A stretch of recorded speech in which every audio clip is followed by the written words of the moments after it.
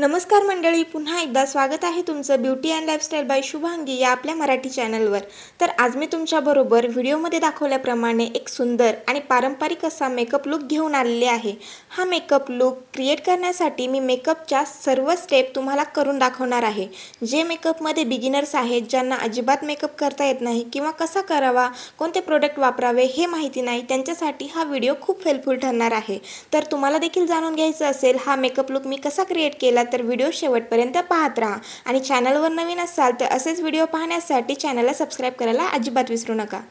तर कोणत्याही मेकअपची सुरुवात ही स्किन केअर पासून होते आणि त्यासाठी मी सगळ्यात सुरुवातीला यूज केलेला आहे टोनर आणि मी वापरलेला आहे प्लमचं रोज वॉटर टोनर। मी जेवढे पण प्रोडक्ट वापरलेले आहेत त्याची लिंक मी डिस्क्रिप्शन बॉक्समध्ये दिलेली आहे।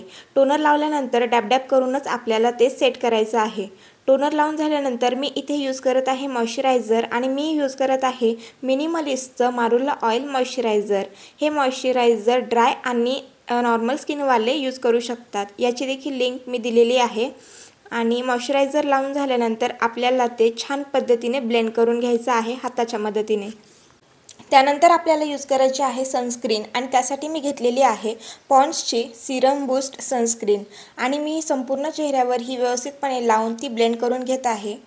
आता मी यूज करत आहे प्रायमर आणि त्यासाठी मी घेतलेला आहे इनसाइडचं 3-in-1 प्रायमर, जे की प्राइम, प्रोटेक्ट आणि मॉइश्चराइज करण्याचं काम करतं।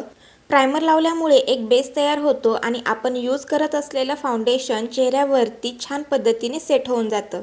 प्रायमर लावून झालेला आहे आणि त्यानंतर मी घेतलेलं आहे फाउंडेशन। मी यूज करत आहे शुगरचं फाउंडेशन आणि याचा शेड आहे 01 आणि तुम्ही पाहू शकता मी संपूर्ण चेहऱ्यावरती डॉट डॉट करून फाउंडेशन लावून घेतलेलं आहे। चेहऱ्यावर तसेच मानेवर आणि कानाला देखील फाउंडेशन लावायला विसरायचं नाहीये। त्यानंतर आपल्याला फाउंडेशन ब्लेंड करायचं आहे आणि त्यासाठी मी यूज केलेला आहे ब्युटी ब्लेंडर। हा ब्युटी ब्लेंडर यूज करण्यापूर्वी तुम्हाला तो पाण्यामध्ये भिजवून त्याचं पाणी निचरून घ्यायचं आहे आणि त्यानंतर एकदम सॉफ्ट तो होतो आणि तुमचं फाउंडेशन एकदम छान पद्धतीने ब्लेंड होऊन जातं। तर तुम्ही पाहताय व्हिडिओमध्ये कशा पद्धतीने मी डॅब डॅब मोशनमध्येच फाउंडेशन ब्लेंड करत आहे ते। जर तुम्हाला ब्युटी ब्लेंडर वापरणं खूप अवघड जात असेल तर तुम्ही ब्रश देखील वापरू शकता।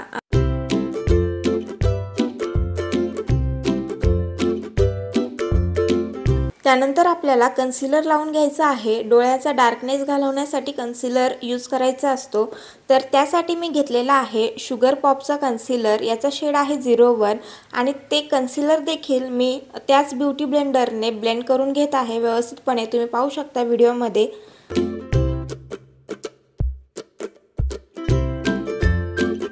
आणि आता आपण लावलेल्या फाउंडेशन आणि कन्सिलरला सेट करण्यासाठी आपल्याला इथे कॉम्पॅक्ट लावून घ्यायचं आहे आणि त्यासाठी मी घेतलेलं आहे मिऑनचं ऑइल कंट्रोल कॉम्पॅक्ट पावडर आणि हे मी संपूर्ण चेहऱ्यावर तसेच मानेवर आणि कानाला देखील लावणार आहे।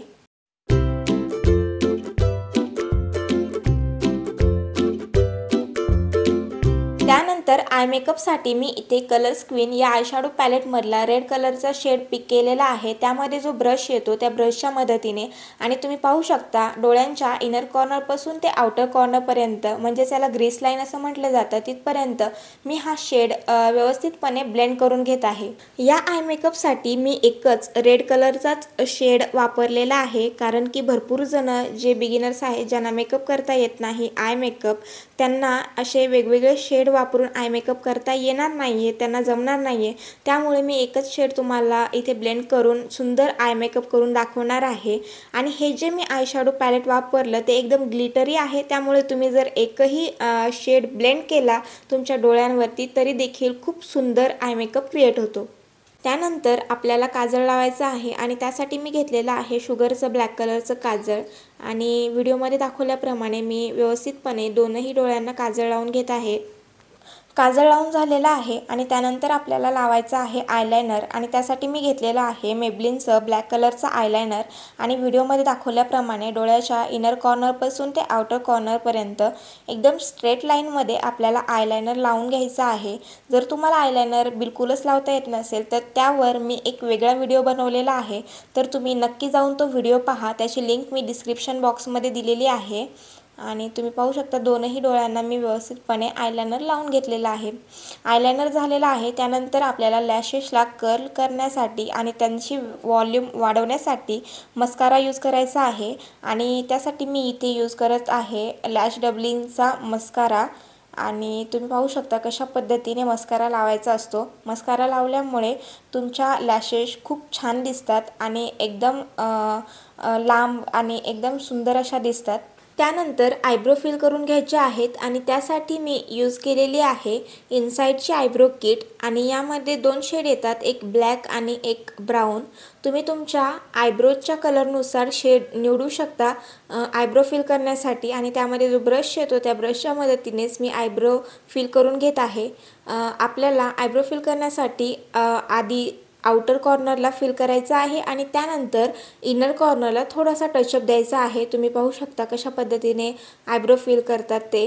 त्यानंतर आपल्याला कॉन्टोरिंग करायची आहे आणि त्यासाठी मी घेतलेला आहे स्विस ब्युटीचं 3 in 1 पॅलेट, ज्यामध्ये कॉन्टोर, ब्लश आणि हायलायटर तीनही प्रोडक्ट आहेत।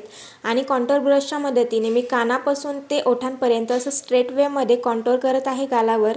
तसेच चेहरा जिथे संपतो तिथे खाली कॉन्टोरिंग करायचं आहे आपल्याला, म्हणजे चेहरा स्लिम दिसेल यामुळे। आणि नोजला शेप देण्यासाठी कॉन्टोरिंग केली जाते। तर तुम्ही पाहू शकता कशा पद्धतीने मी नोजला शेप देण्यासाठी कॉन्टोरिंग करत आहे ब्रशच्या मदतीने। आपल्याला दोनही साईडला नोजच्या कॉन्टोरिंग करून घ्यायचे आहे। नोजला झाल्यानंतर आपल्याला कपाळाला म्हणजेच फोरहेडला देखील कॉन्टोरिंग करून घ्यायचे आहे। फोरहेड छोटं दिसावं आणि तुमच्या चेहऱ्याला एक स्लिम इफेक्ट यावा म्हणून फोरहेडवरती कॉन्टोरिंग केली जाते। त्यानंतर आपल्याला ब्लश लावून घ्यायचा आहे आणि त्यासाठी देखील मी तेच पॅलेट यूज केलेला आहे। त्या पॅलेटमधला पिंक कलरचा ब्लश मी यूज करणार आहे आणि एक ब्रश घेतलेला आहे मी, हा ब्लश लावण्याचा ब्रश आहे। आणि तुम्ही पाहू शकता कशा पद्धतीने आपल्याला ब्लश लावायचा आहे गालावर। जिथे आपण कॉन्टोरिंग केलेली आहे त्याच्यात थोडंसं वरती आपल्याला ब्लश लावायचं असतं आणि एकदम हलक्या हाताने ते फिरवून घ्यायचं असतं। तुम्ही पाहू शकता एकदम थोडासा पिंकिश टाईपचा इफेक्ट आलेला आहे चेहऱ्यावर।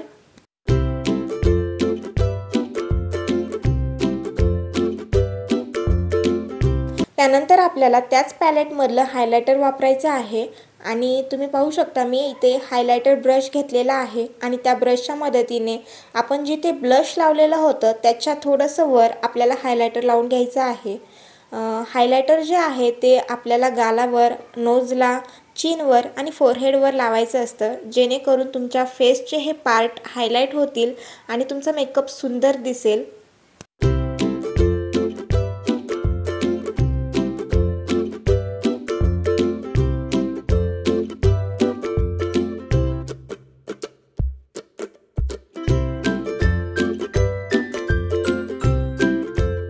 त्यानंतर लिपस्टिक लावण्यापूर्वी आपल्याला ओठांना प्रिपेअर करून घ्यायचं आहे, जेणेकरून ते सॉफ्ट होतील। त्यासाठी मी यूज केलेला आहे हिमालयाचा लिप बाम।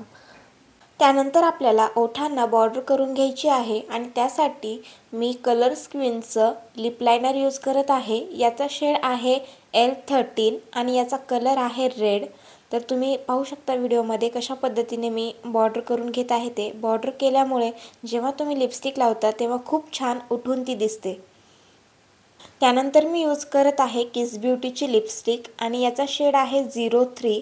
याचा कलर आहे डार्क पिंक आणि तुम्ही पाहू शकता की मी व्यवस्थितपणे लिपस्टिक अप्लाय करून घेत आहे।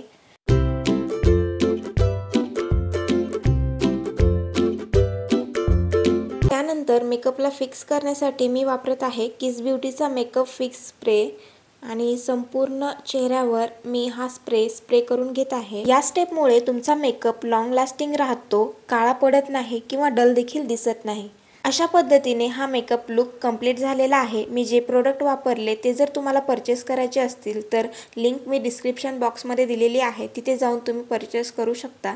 तर मेकअप आणि व्हिडिओ आवडला असेल तर व्हिडिओला लाईक, शेअर आणि चॅनलला सबस्क्राईब करायला अजिबात विसरू नका, जेणेकरून अशाच नवीन आणि छान मेकअप, हेअरस्टाईल, फॅशन, ब्युटी अशा वेगवेगळ्या विषयांवर तुम्हाला माझे व्हिडिओ पाहायला भेटतील आणि त्याचे नोटिफिकेशन तुम्हाला मिळून जातील। तर भेटूयात आपल्या नेक्स्ट व्हिडिओमध्ये, तोपर्यंत धन्यवाद।